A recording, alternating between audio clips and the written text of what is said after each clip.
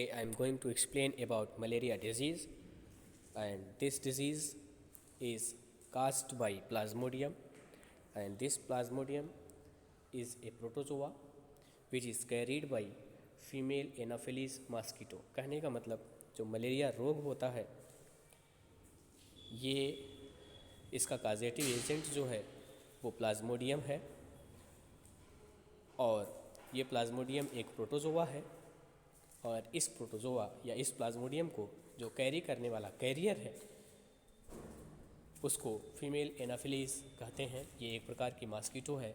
इस मॉस्किटो के थ्रू ये one person to another person ये जो डिजीज़ है ये ट्रांसमिट होता है। किसी इन्फेक्टेड पर्सन को ये फीमेल एनाफिलीज मॉस्किटो काटेगी, और जब वो किसी दूसरे हेल्दी पर्सन को काटेगी तो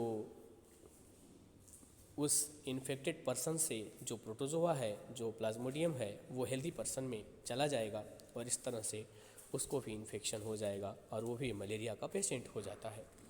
तो इस तरह से ये कैरियर एज ए वेक्टर के रूप में फीमेल मॉस्किटो अपना रोल अदा करता है, जिसका नाम है Anopheles mosquito.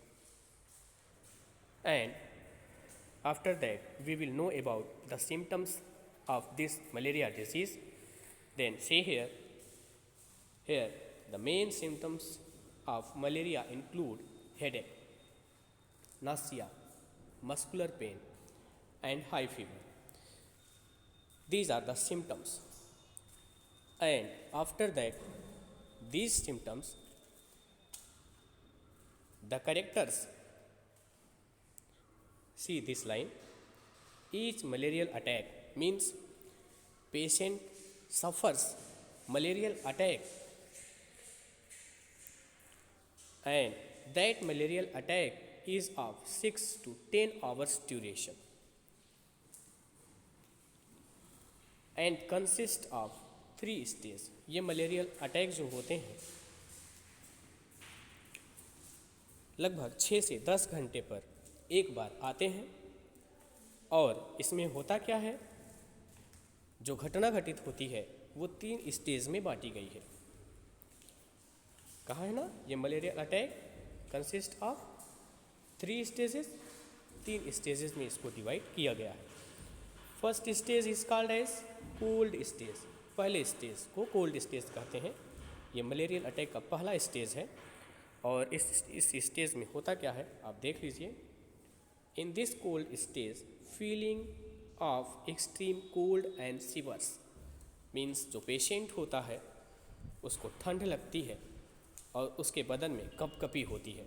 This is the first stage which is called as cold stage. And after that second stage comes. What happens in second stage? Second stage, see here this is the second stage. This is called as hot stage. Hot stage means temperature rises, so this is called as hot stage. In this stage high fever, पहले क्या हुआ, पहले ठंडी लगी, बदन में कपकपी हुई। उसके बाद दूसरे स्टेज में क्या होता है, अब उस पेशेंट को हाई फीवर हो जाता है। फास्टर रेस्पिरेशन, सांस जल्दी जल्दी लेने लगता है। और क्या फास्टर हो जाता है, हार्ट बीट बढ़ जाती है। These are the symptoms of second stage which is called as hot stage.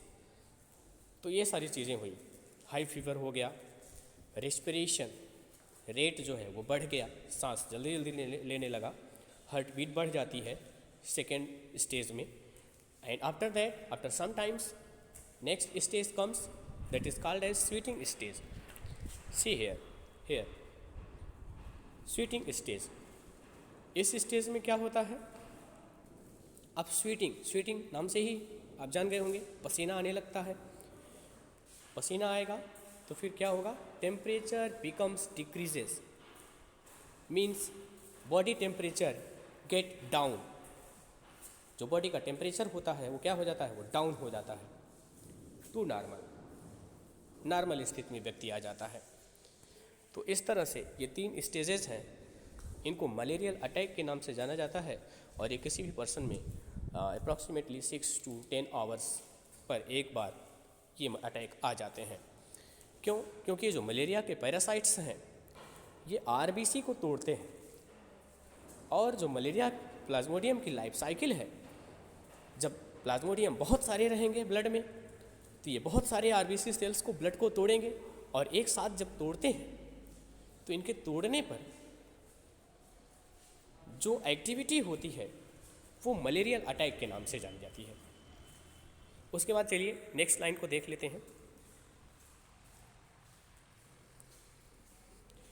Even after patient is cured of malaria the patient feels weak, becomes anaemic.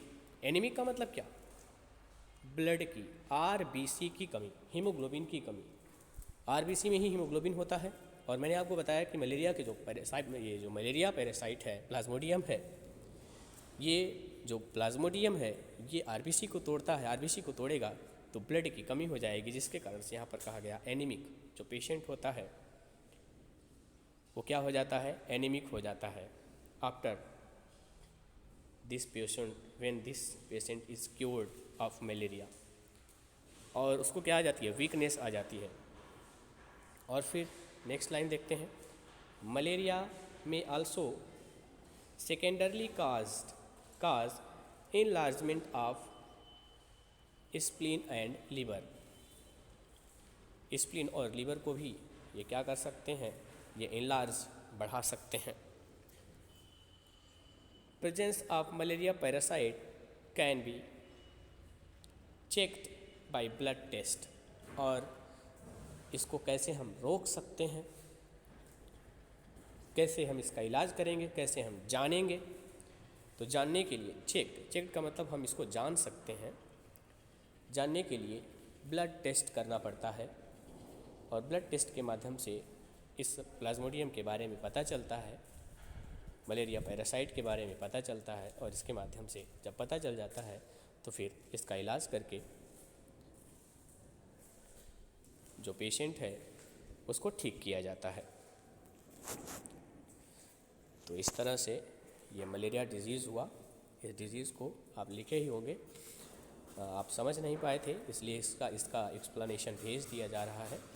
Next video में हम mosquito control पर explanation देंगे और बताएंगे कि कैसे हम malaria को, इस डिज़ीज़ को होने से कैसे हम रोक सकते हैं। तो अभी आपने जाना कि यहाँ पर मॉस्किटो जो एनाफिलीज़ है, फीमेल एनाफिलीज़ है, मतलब मॉस्किटो एक कैरियर के रूप में अपना रोल अदा करती है, और इसके माध्यम से ये disease from one person to another person transmit होते हैं।